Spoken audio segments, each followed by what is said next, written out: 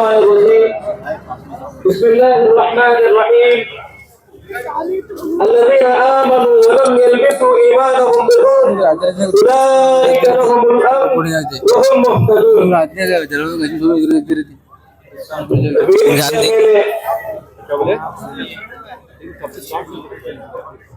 ವೇದಿಕೆಯ ಮೇಲೆ ಅಧ್ಯಕ್ಷತೆ ಸ್ಥಾನವನ್ನು ಅಲಂಕರಿಸಿರುವಂತಹ ಜಮಿಯತೆ ಅಹ್ಲೆ ಹದೀಸ್ ಕರ್ನಾಟಕ ಮತ್ತು ಗೋವಾದ ಅಧ್ಯಕ್ಷರೇ, ಅಧಿಕಾರಿಗಳೇ, ಉಲಮಾಗಳೇ, ಉಮರಾಗಳೇ ಹಾಗೂ ಇಂದಿನ ಈ ಸಮ್ಮೇಳನವನ್ನ ಯಶಸ್ವಿಗೊಳಿಸಲಿಕ್ಕಾಗಿ ದೂರ ಮತ್ತು ಹತ್ತಿರದಿಂದ ಆಗಮಿಸಿರುವಂತಹ ಎಲ್ಲ ಸಹೋದರ ಸಹೋದರಿಯರೇ, ಬಂಧುಗಳೇ, ಇಸ್ಲಾಂ ಧರ್ಮ ಇದು ಶಾಂತಿಯ ಧರ್ಮ. ಇಸ್ಲಾಂ ಇದೊಂದು ದೈವಿಕ ಧರ್ಮ. ಅಲ್ಲಾಹನು ಕಾಲಕ್ರಮೇಣ ಪ್ರತಿಯೊಂದು ಸಮುದಾಯದಲ್ಲಿ, ಸಮಾಜದಲ್ಲಿ ಪಥಭ್ರಷ್ಟರಾಗಿರುವಂತಹ ಜನರಿಗೆ ಮಾರ್ಗದರ್ಶನ ನೀಡಲಿಕ್ಕಾಗಿ ತನ್ನ ಪ್ರವಾದಿಗಳನ್ನ ನಿಯೋಜಿಸಿ ಕಳುಹಿಸುತ್ತಲಿದ್ದ. ಆ ಪ್ರವಾದಿ ಶೃಂಖಲೆಯ ಕೊನೆಯ ಮತ್ತು ಅಂತಿಮ ಕೊಂಡಿ ಪ್ರವಾದಿ ಮುಹಮ್ಮದ್ ಸಲ್ಲಲ್ಲಾಹು ಅಲೈಹಿ ವಸಲ್ಲಮರಾಗಿದ್ದಾರೆ. ಬಂಧುಗಳೇ, ಇಸ್ಲಾಂ ಇದು ಸಲಾಂ ಎಂಬ ಪದದಿಂದ ಬಂದಿದೆ. ಅಂದರೆ ಶಾಂತಿ, ಸಮಾಧಾನ, ರಕ್ಷಣೆ, ಸಂರಕ್ಷಣೆ, ಇಂತಹ ನಾನಾ ಇದಕ್ಕೆ ಅರ್ಥಗಳಿವೆ. ಯಾವ ಧರ್ಮ ಜಗತ್ತಿಗೆ ಶಾಂತಿಯ ಸಂದೇಶವನ್ನು ನೀಡುತ್ತದೆಯೋ, ಯಾವ ಧರ್ಮ ವಿಶ್ವಕ್ಕೆ ದಯೆ, ಕರುಣೆ, ಇಂತಹ ಸದ್ಗುಣಗಳನ್ನ ಹೇಳಿಕೊಡುತ್ತದೆಯೋ, ಅಲ್ಹಮ್ದುಲಿಲ್ಲಾ ನಾವೆಲ್ಲ ಆ ಧರ್ಮವನ್ನು ನಮ್ಮ ಜೀವನದಲ್ಲಿ ಅನುಷ್ಠಾನಿಸಿ, ಅನುಸರಿಸಿ, ಅಂಗೀಕರಿಸಿ ಬಾಳುವಂತಹ ಮುಸ್ಲಿಮರಾಗಿದ್ದೇವೆ. ಅಲ್ಹಮ್ದುಲಿಲ್ಲಾ. ಬಂಧುಗಳೇ, ಪ್ರತಿಯೊಂದು ಧರ್ಮವೂ ಸಹ ಸತ್ಕಾರ್ಯಗಳನ್ನು ಮಾಡಲಿಕ್ಕೆ, ಒಳಿತಿನ ವಕ್ತಾರರಾಗಲಿಕ್ಕೆ ಆಹ್ವಾನಿಸುತ್ತದೆ. ಹಾಗೆ ಇಸ್ಲಾಂ ಧರ್ಮವು ಕೂಡ ಇಡೀ ಮನುಷ್ಯ ವರ್ಗಕ್ಕೆ ಇಂತಹ ಸದ್ಗುಣಗಳನ್ನು ಮೈಗೂಡಿಸಿಕೊಳ್ಳಲು ಪ್ರೇರೇಪಿಸುತ್ತದೆ, ಬೋಧನೆಯನ್ನು ನೀಡುತ್ತದೆ. ಹೀಗಿರುವಾಗ ಬಂಧುಗಳೇ,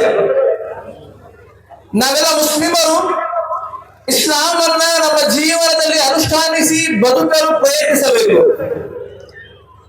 ಹಾಗಾದರೆ ಧರ್ಮವನ್ನು ಕಲಿಯುವುದು ನಮಗೆ ಜ್ಞಾನ ಬೇಕು, ಅರಿವು ಬೇಕು, ಜ್ಞಾನದ ಪರಿಚಯ ನಮಗೆ ಬೇಕು. ಇಸ್ಲಾಂ ಅನ್ನ ಕಲಿಯಲಿಕ್ಕಾಗಿ ನಮ್ಮ ಬಳಿ ಪವಿತ್ರ ಕುರಾನ್ ಇದೆ. ಪ್ರವಾದಿ ಮುಹಮ್ಮದ್ ಸಲ್ಲಲ್ಲಾಹು ಅಲೈಹಿ ವಸಲ್ಲಮರ ಅಧಿಕೃತ ಅಹದೀಸ್ಗಳಿವೆ. ಈ ಎರಡು ಮೂಲಗಳಿಂದ ನಾವು ಕುರಾನ್ ಮತ್ತು ಹದೀಸಿನಿಂದ ಇಸ್ಲಾಂ ಅನ್ನ ನಾವು ಕಲಿಯಬೇಕು, ಇಸ್ಲಾಂ ಅನ್ನ ನಾವು ಸ್ವೀಕರಿಸಬೇಕು. ಸಹೋದರರೇ, ಇಡೀ ಮನುಷ್ಯ ವರ್ಗವನ್ನು ಸನ್ಮಾರ್ಗದಲ್ಲಿ ಕರೆಯಬೇಕಾದರೆ, ಇಡೀ ಮನುಷ್ಯ ವರ್ಗವನ್ನು ನಾವು ವ್ಯತಿಚರಿಸುವುದರಿಂದ ಉಳಿಸಬೇಕಾದರೆ ಖಂಡಿತವಾಗಿಯೂ ವಿದ್ಯೆಯನ್ನು ಗ್ರಹಿಸಬೇಕು.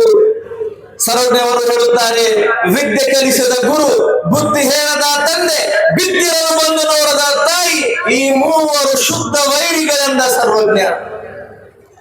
ಇಸ್ಲಾಂ ಧರ್ಮ ಇಕ್ರಾ ಬಿಸ್ಮಿ ರಬ್ಬಿಕಲ್ ಲಜೀ ಖಲಕ್, ಈ ಸೂಕ್ತಿಯಿಂದ ನಮ್ಮ ಪವಿತ್ರ ಕುರಾನಿನ ಆರಂಭವಾಗುತ್ತದೆ. ಅಂದರೆ ಪವಿತ್ರ ಕುರಾನಿನ ಮೊದಲನೇ ಅವತೀರ್ಣವಾಗಿರುವಂತಹ ಸೂಕ್ತಿ ಆಯತ್ ಈ ಸೂಕ್ತಿಯಾಗಿದೆ.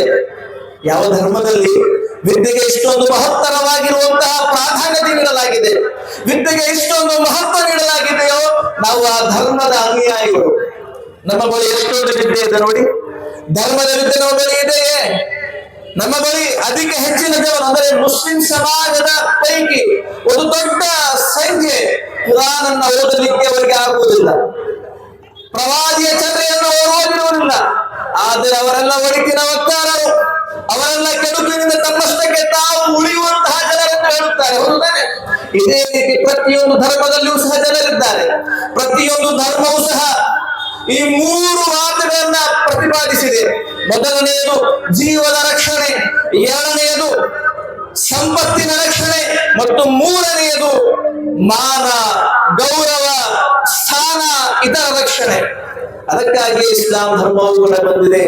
ಪ್ರವಾದಿ ಮುದ್ದು ನಬಿ ಮುಹಮ್ಮದ್ ಸಲ್ಲಲ್ಲಾಹು ಅಲೈಹಿ ವಸಲ್ಲಂ ಅವರು ಹೇಳುತ್ತಾರೆ, ಜನರೇ, ಯಾವ ರೀತಿ ನಿಮ್ಮ ಪೈಕಿ ಒಬ್ಬ ಮುಸ್ಲಿಮನ ಜೀವ ಬಹಳ ಅತ್ಯಮೂಲ್ಯವಾಗಿದೆಯೋ ಅದೇ ರೀತಿ ಒಬ್ಬ ಮುಸ್ಲಿಮನ ಜೀವವು ಸಹ ಅಷ್ಟೇ ಅತ್ಯಮೂಲ್ಯ. ದಲೀಲೇನು? ಇದಕ್ಕೆ ಆಧಾರವೇನು? ಅಲ್ಲಾಹನ ಪ್ರವಾದಿ ಮುಹಮ್ಮದ್ ಸಲ್ಲಲ್ಲಾಹು ಅಲೈಹಿ ವಸಲ್ಲಂ ಅವರು ಹೇಳಿದ್ದಾರೆ, ಮನ್ ಕತಲ ಮುಆಹಿದನ್ ಲಂ ಯರಿಹ ರಾಹಿಯತಲ್ ಜನ್ನ. ಅಂದರೆ ಯಾವ ವ್ಯಕ್ತಿಯೊಬ್ಬ ಜಿಮ್ಮಿಯನ್ನ, ಅಂದ್ರೆ ಒಬ್ಬ ಇಸ್ಲಾಮಿಕ್ ದೇಶದಲ್ಲಿ ಯಾವ ವ್ಯಕ್ತಿಯೊಬ್ಬ ಅಮುಸ್ಲಿಮರನ್ನ ಸೆರೆ ಬಡಿಯುತ್ತಾನೋ, ಅವರನ್ನ ಕೊಲ್ಲುತ್ತಾನೆ, ಅಂತಹ ವ್ಯಕ್ತಿಗೆ ಸ್ವರ್ಗದ ಪರಿಮಳವು ಸಹ ಸಿಗದು ಅಂತ. ಸುಬ್ಹಾನಲ್ಲಾಹ್, ಎಂತಹ ಅದ್ಭುತವಾದಂತಹ ಯೋಚನೆ ನೋಡಿ, ಎಂತಹ ಅದ್ಭುತವಾಗಿರುವಂತಹ ಬೋಧನೆ ನೋಡಿ. ಅಲ್ಲಾಹನ ಪ್ರವಾದಿ ಇಡೀ ಮಾನವ ಕುಲಕ್ಕೆ ಏನಂತ ಹೇಳ್ತಾ ಇದೆ? ಜೀವದ ಮಹತ್ತರವಾಗಿರುವಂತಹ ರಕ್ಷಣೆ, ಜೀವದ ಪ್ರಾಮುಖ್ಯತೆ, ಒಂದು ಜೀವದ ಮಹತ್ವವನ್ನು ಅಲ್ಲಾಹನ ಪ್ರವಾದಿ ಹೇಳಿಕೊಟ್ಟಿದ್ದಾರೆ. ನಾವೆಲ್ಲ ಇಸ್ಲಾಮನ್ನು ಅನುಸರಿಸುವವರು, ನಾವೆಲ್ಲ ವಿಧೇಯರು, ಮುಸ್ಲಿಮರು.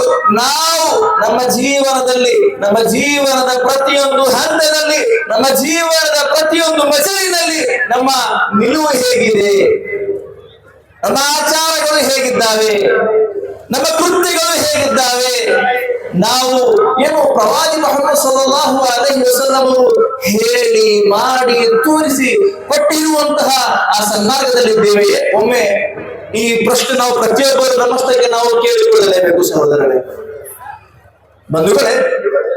ನೋಡಿ, ಧರ್ಮವೆಂದರೆ ಧಾರ್ಮಿಕತೆ. ಧಾರ್ಮಿಕತೆಗೆ ಒಂದು ಗ್ರಂಥ, ಆ ಗ್ರಂಥದಲ್ಲಿ ಏನನ್ನು ಹೇಳಲಾಗುತ್ತದೆ? ಶಿಷ್ಟಾಚಾರ, ಜೀವನ ಪದ್ಧತಿ, ಐಹಿಕ ಜೀವನವನ್ನ ಯಾವ ರೀತಿ ಕಟ್ಟಿಕೊಳ್ಳಬೇಕು, ಯಾವ ರೀತಿ ನಾವು ನಮ್ಮ ಬದುಕನ್ನ ಉತ್ತಮಗೊಳಿಸಿಕೊಳ್ಳಬೇಕು, ಯಾವ ರೀತಿ ಒಂದು ಉತ್ತಮ ಸಮಾಜದ ನಿರ್ಮಾಣ ಆಗಬೇಕು, ಇವೇ ವಿಷಯಗಳು ಪ್ರತಿಯೊಂದು ಧರ್ಮ ಗ್ರಂಥಗಳ ವಿಷಯಗಳಾಗಿರುತ್ತವೆ. ಹೀಗಿರುವಾಗ ಒಂದು ಸಮಾಜ ಬಲಿಷ್ಠವಾಗಬೇಕಾದರೆ ಆ ಸಮಾಜದಲ್ಲಿರುವಂತಹ ಪ್ರತಿಯೊಬ್ಬ ವ್ಯಕ್ತಿಯ ಚರಿತ್ರೆ ನಿರ್ಮಾಣವಾಗಬೇಕು. ಆ ಚರಿತ್ರೆ ನಿರ್ಮಾಣ ಹೇಗೆ ಆಗುತ್ತದೆ? ಚರಿತ್ರೆ ನಿರ್ಮಾಣವಾಗಲು ಆತನಲ್ಲಿ ಸದ್ಗುಣಗಳು ಬರಬೇಕು, ಆತನಲ್ಲಿ ಸತ್ಕಾರಗಳಿರಬೇಕು, ಆತನಲ್ಲಿ ಒಳಿತಿನ ಗುಣಗಳಿರಬೇಕು. ಆಗ ಆ ವ್ಯಕ್ತಿಯ ಚಾರಿತ್ರ್ಯ ನಿರ್ಮಾಣ ಆಗುತ್ತದೆ. ಆ ನಂತರ ಆ ವ್ಯಕ್ತಿ ಒಂದು ಸಮಾಜಕ್ಕೆ ಉಪಯೋಗವಾಗುವಂತಹ ಶಕ್ತಿಯಾಗುತ್ತದೆ, ಉಪಯೋಗವಾಗುವಂತಹ ಒಬ್ಬ ಶಕ್ತಿಯಾಗಿ ಆತನು ಪರಿವರ್ತನೆಗೊಳ್ಳುತ್ತಾನೆ. ಹೀಗಿರುವಾಗ ಆ ಸದ್ಗುಣಗಳು ಏನು? ಆ ಸದ್ಗುಣಗಳಲ್ಲಿ ಒಂದು ಸತ್ಯವನ್ನ ಹೇಳಬೇಕು. ಆ ಸದ್ಗುಣಗಳನ್ನ ಬಸವಣ್ಣನವರು ಒಂದು ವಚನದಲ್ಲಿ ಹೇಳ್ತಾರೆ, ಕೆಳಬೇಡ, ಕೊಲಬೇಡ, ಹುಸಿಯ ನುಡಿಯಲು ಬೇಡ, ಮುನಿಯ ಬೇಡ, ಅನ್ಯರಿಗೆ ಅಸಹ ಪಡಬೇಡ, ತನ್ನ ಬಣ್ಣಿಸಬೇಡ, ಇದೇ ಅಳಿಯಲು ಬೇಡ, ಇದೇ ಅಂತರಂಗ ಶುದ್ಧಿ, ಇದೇ ಬಹಿರಂಗ ಶುದ್ಧಿ. ಅಣ್ಣ ಬಸವಣ್ಣನವರು ಈ 7 ಮಾತುಗಳನ್ನ ಸಪ್ತ ಸೂತ್ರಗಳನ್ನಾಗಿ ಕೊಟ್ಟು ಹೋಗಿದ್ದಾರೆ. ಇದರಲ್ಲಿ ಒಂದು ಉತ್ಕೃಷ್ಟ ಭವಿಷ್ಯದ ಕನಸಿದೆ. ಆ ಕನಸನ್ನು ನಾವು ನನಸಾಗಿ ನೋಡಬೇಕಾದರೆ ಏನು ಮಾಡಬೇಕು? ಇಂತಹ ಒಳಿತಿನ, ಇಂತಹ ಗುಣಗಳನ್ನ ಮೈಗೂಡಿಸಿಕೊಳ್ಳಬೇಕು. ಜೀವನದಲ್ಲಿ ನಾವು ಒಳ್ಳೆಯವರಾಗಬೇಕು, ಒಳಿತಿನ ವಕ್ತಾರರಾಗಬೇಕು. ನೋಡಿ, ಅಲ್ಲಾಹನು ಮನುಷ್ಯನಿಗೆ 2 ಮಾರ್ಗಗಳನ್ನು ನೀಡಿದ್ದಾನೆ. ಒಂದು ಒಳಿತಿನ ಮಾರ್ಗ, ಇನ್ನೊಂದು ಕೆಡುಕಿನ ಮಾರ್ಗ. ಅಲ್ಲಾಹನು ಹೇಳಿದ್ದಾನೆ, ಮನುಷ್ಯರೇ, ನಾವು ನಿಮಗೆ 2 ಮಾರ್ಗಗಳನ್ನು ನೀಡಿದ್ದೇವೆ. ಒಂದು ಒಳಿತಿನ ಮಾರ್ಗ, ನೀವು ಒಳಿತಿನ ಮಾರ್ಗವನ್ನು ಅನುಸರಿಸಿದರೆ ಒಳಿತಿನ ವಕ್ತಾರರಾಗಬಹುದು.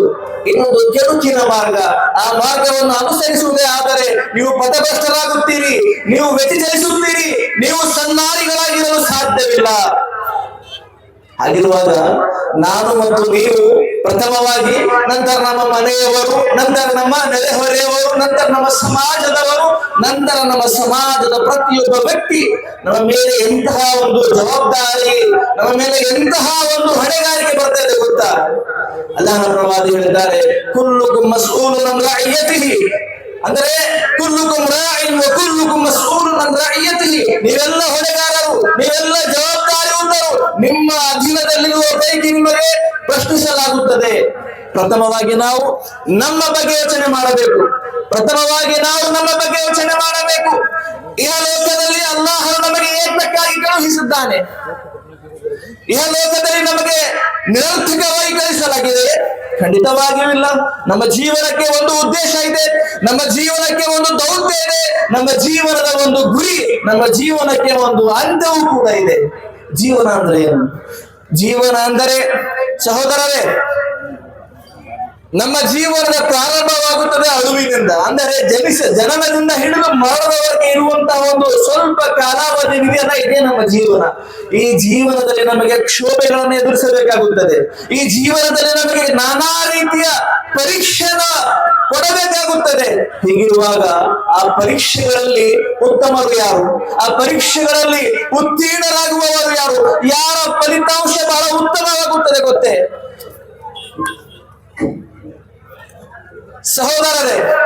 ನೋಡಿ, ಈ ಎಲ್ಲಾ ವಿಷಯಗಳನ್ನು ನಾವು ಸಮಗ್ರವಾಗಿ ನೋಡಬೇಕಾದರೆ ಇಲ್ಲಿ ನಮಗೆ ಎರಡು ಅಂಶಗಳು ನಮ್ಮ ಮುಂದೆ ಕಂಡು ಬರುತ್ತವೆ. ಅದು ಒಂದು ಮೊದಲನೇ ಅಂಶ ಏನಪ್ಪಾ ಅಂತ ಹೇಳಿದರೆ, ಒಂದು ಸುಸಜ್ಜಿತ ಸಮಾಜವನ್ನ ನಿರ್ಮಿಸಬೇಕಾದರೆ ಮೊದಲಿಗೆ ನಾವು ನಮ್ಮಲ್ಲಿ ಪರಿವರ್ತನೆಯನ್ನ ತರಬೇಕು. ಅಲ್ಲಾಹನು ಹೇಳುತ್ತಾನೆ, ಇನ್ನಲ್ಲಾಹ ಲಾ ಯುಗಯ್ಯಿರು ಮಾ ಬಿಕೌಮಿನ್ ಹತ್ತಾ ಯುಗಯ್ಯಿರು ಮಾ ಬಿಅನ್ಫುಸಿಹಿಮ್. ನೀವು ಸಮಾಜದಲ್ಲಿ ಪರಿವರ್ತನೆ ತರಲು ಬಯಸುವಿರಾದರೆ ಪ್ರಥಮವಾಗಿ ಮೊದಲನೆಯದಾಗಿ ನೀವು ನಿಮ್ಮಲ್ಲಿ ಒಂದು ಪರಿವರ್ತನೆಯನ್ನ ತರಬೇಕು ಅಂತ. ನಾವು ಎಲ್ಲಿಯವರೆಗೆ ಸ್ವತಃ ನಮ್ಮನ್ನು ಪರಿವರ್ತಿಸಲು ಸಾಧ್ಯವಾಗುವುದಿಲ್ಲವೋ ಅಲ್ಲಿವರೆಗೆ ನಮ್ಮ ಸಮಾಜದಲ್ಲಿ ಯಾವುದೇ ರೀತಿಯ ಪರಿವರ್ತನೆ ಕಾಣಲು ಸಾಧ್ಯವಾಗುವುದಿಲ್ಲ. ಮತ್ತು ಎರಡನೇ ಅಂಶ ಏನಪ್ಪಾ ಅಂತ ಹೇಳಿದರೆ ಸಹೋದರರೇ, ಶಾಂತಿ, ನೆಮ್ಮದಿ, ಸಮಾನತೆ ಇವೆಲ್ಲವೂ ಸಹ ಇಸ್ಲಾಂ ಧರ್ಮದ ತಳಹದಿ.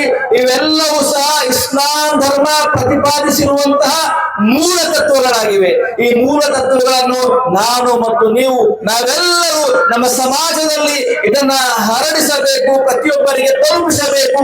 ವಿದ್ಯೆಯ ಮುಖಾಂತರ, ನಮ್ಮ ನಾಲಿಗೆಯ ಮುಖಾಂತರ, ನಮ್ಮ ಕಾರ್ಯಾಚರಣೆಯ ಮುಖಾಂತರ. ಆದ್ದರಿಂದ ನಾನು ಅಲ್ಲಾಹನಲ್ಲಿ ಪ್ರಾರ್ಥಿಸುತ್ತೇನೆ, ನನಗೆ ತದನಂತರ ಮಾತನಾಡಲಿಕ್ಕೆ ಮತ್ತೆ ಹೇಳಿದ್ದಾರೆ. ಒಂದು 5 ನಿಮಿಷಗಳ ನಂತರ ಮತ್ತೆ ಮಾತಾಡಬೇಕು ಅಂತ ಹೇಳ್ತಾ ಇದ್ದಾರೆ. ಆದ್ದರಿಂದ ನಾನು ಇಲ್ಲಿ ನನ್ನ ಮಾತಿಗೆ ಕಡಿವಾಣ ಹಾಕುತ್ತೇನೆ. ಅಸ್ಸಲಾಮು ಅಲೈಕುಂ ವರಹಮತುಲ್ಲಾಹಿ ವಬರಕಾತುಹು.